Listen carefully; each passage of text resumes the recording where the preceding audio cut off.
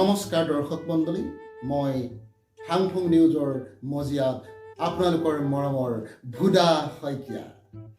আজি ফাংফুং নিউজৰ তৰফৰ পৰা আপোনালোকলৈ আগবঢ়াবলৈ ওলাইছোঁ এক আচৰিত প্ৰতিবেদন। এই প্ৰতিবেদনত আছে কিদৰে গহপুৰৰ ভিতৰুৱা এক গাঁও অঞ্চলত এজন ব্যক্তিৰ পেটত জমা হোৱা অত্যাধিক গেছ হৈ পৰিছে তেওঁলোকৰ ঘৰখনৰ আৰ্থিক সমৃদ্ধিৰ কাৰণ। হয়তো আপোনালোক আচৰিত হৈছে। পেটত গেছ জমা হোৱা মানে আপোনালোকৰ মনত বা আমাৰ মনত এটা সাধাৰণ ধাৰণা যে তেওঁ গেছৰ টেবলেট কিনি, অমিপ্ৰাজল কিনি, পেণ্টপ্ৰাজল কিনি, ৰেবিপ্ৰাজল কিনি তেওঁ তত নাপাব, অৰ্থাৎ আৰ্থিক সমৃদ্ধি নহয়, আৰ্থিক হানি। কিন্তু গহপুৰৰ এক ভিতৰুৱা গাঁও অঞ্চলত অত্যাধিক গেছ জমা হৈ কিদৰে এজন যুৱক হৈ পৰিছে সেই ঘৰখনৰে আৰ্থিক সমৃদ্ধিৰ কাৰণ। আমাৰ এই চেনেলৰ সাংবাদিক প্ৰণৱ তাত গৈ উপস্থিত হৈছেহি। আমি প্ৰণৱৰ যোগেদিয়েই জানো আহক কিদৰে এই অসম্ভৱ কাম সম্ভৱ হৈ উঠিছে। হেল্ল' প্ৰণৱ, তুমি শুনিছা? হেল্ল' প্ৰণৱ। হয় মই শুনা পাইছোঁ। ধন্যবাদ দৰ্শক মণ্ডলী। মই আজি উপস্থিত হৈছোঁ সেই গহপুৰৰ বিশেষ ব্যক্তিজনৰ গৃহত। মই তেওঁৰ পৰা তেওঁৰ মনৰ ভাৱ, তেওঁৰ ঘৰৰ মাকৰ মনৰ ভাৱ আপোনালোকৰ আগত প্ৰকাশ কৰিবলৈ যত্ন কৰিম। পোনপ্ৰথমে দেখুৱাবলৈ যত্ন কৰিম সেই বিশেষ ব্যক্তিজনক। এই বিশেষ ঘৰখনে নহয়, যাৰ দ্বাৰা আপুনিও লাভৱান হ'ব পাৰিব, আপোনালোকৰ ঘৰখনো আৰ্থিকভাৱে লাভৱান হ'ব পাৰিব। মই এয়া দেখুৱাবলৈ যত্ন কৰিম কিদৰে তেওঁ এই ব্যৱস্থা প্ৰণালী কৰি থোৱা আছে। তেওঁৰ শৰীৰৰ সহযোগী কেমেৰা পাৰ্চনক এই বিশেষ ব্যক্তিজনক দেখুৱাবলৈ অনুৰোধ কৰিলোঁ।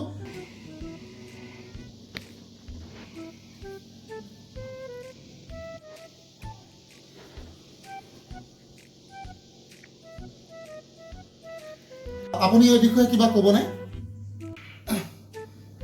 মই নকওঁ, মায়ে ক'ব। মাক সোধক। দৰ্শক মণ্ডলী, মই উপস্থিত আছোঁ সেই বিশেষ ব্যক্তিজনৰ মাতৃৰ ওচৰত। তেওঁৰ মাতৃৰ পৰা মই মনৰ অৱস্থাৰ কথা বুজ ল'বলৈ যত্ন কৰিম। এয়া আপোনালোকৰ সন্মুখত এই বিশেষ ব্যক্তিজনৰ মাতৃ।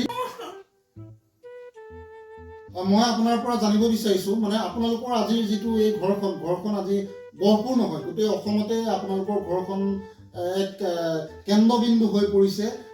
যি নেকি মানুহে গেছৰ কাৰণে, মানুহে বদহজম হোৱাৰ কাৰণে আজিৰ দিনত পইচা খৰচ কৰি বিভিন্ন ধৰণৰ পৰীক্ষা নিৰীক্ষা কৰি বা বিভিন্ন ধৰণৰ গেছৰ ঔষধ লৈ আৰ্থিকভাৱে জুৰুলা হৈ পৰিবলগীয়া দিনত আপোনালোকৰ ঘৰখনত হৈ পৰিছে এই কাৰণে আৰ্থিক সমৃদ্ধিৰ এক বাৰ্তা। গতিকে কি পৰিস্থিতিত আজিৰ আপোনালোকৰ এই দিনটো হ'লগৈ, সবিস্তাৰে আপুনি আমাৰ দৰ্শকসকলক জনাওক। নক'বা আৰু, মোৰ মানে গেছ কৈ দৰৱ খুৱাই ল'ৰাটোক মানে মই মাৰি পেলাম বুলি ভাবিছিলোঁ। আৰু ল'ৰাটো মৰিব বুলি ভাবিছিলোঁ মই। খালি গেছ, পানী খালেও গেছ, ভাত খালেও গেছ, একো মুঠতে খাবই নোৱাৰা হৈছিলে। তাৰপিছত কিমান ঔষধ খুৱাই থাকিব। চাৰিআলিত দেখুৱালোঁ, আমাৰ গহপুৰত দেখুৱালোঁ, গুৱাহাটীত দেখুৱালোঁ, ডিব্ৰুগড়ত দেখুৱালোঁ। ইয়াৰ মুঠতে ডক্তৰ দেখুৱাবলৈ নাই, বনদৰৱ নোখোৱাবলগীয়া নাই। মই একেবাৰে গুণাৰাম খনিকৰ যে বনদৰৱ কিতাপখন কিনি আনি তাত থকা চব মাটি কাটুৰি, মানিমুনি, হালধিৰ ৰসত কেঁচা গাখীৰ মিহলাই, মুঠতে বনদৰৱ নাই কোনো পধ্যে গেছ ভাল নহয়। মই এতিয়া কি কৰিম? নাই মাটিকে বেচিলোঁ, এখেতটো নাই। গতিকে মাটিকে বেচিলোঁ। মাটি বেচি মেলি বোলো নাই, মোৰ ল'ৰাক মই আমেৰিকালৈ লৈ যাওঁ। তাৰপিছত মই পাছপৰ্ট এইবিলাক উলিয়াই ল'লোঁ, উলিয়াই পেলাই আমেৰিকা গুচি গ'লোঁ। তেতিয়া তোমাৰ ভাগ্যই ভাল নেকি, আমাৰ আমেৰিকাত এজন ডাক্তৰে মানে মোক ক'লে যে ল'ৰাটো কিবা কিবি পৰীক্ষা কৰিলে পেটৰ, ক'লে ইয়াৰ গেছ ভাল নহ'ব। মইতো তেতিয়া ধৰককৈ বুকুখন ধৰক কৰিছে। গেছ যেতিয়া ভাল নহ'ব বুলি ক'লে, তেতিয়া তাৰপিছত কৈছে নহয়, মই আপোনাৰ মানে গেছ ভাল নহ'ব বুলি ক'লে মানে আপুনি ভয় কৰিব নালাগে, মই এটা নতুন চিষ্টেম বনাইছোঁ। মই তেতিয়া আকৌ ভাল লাগি গৈছে নতুন চিষ্টেমৰ কথা ক'লে। তেতিয়া মানে পুকৰত এটা মানে আপোনালোকে মেচিনটো দেখিছে, পুকৰত সেই মেচিনটো ফিটিং কৰি পঠিয়াইছে। মুঠতে তাক কৈছে যে গেছ যেতিয়াই হ'ব তেতিয়া আপোনালোকৰ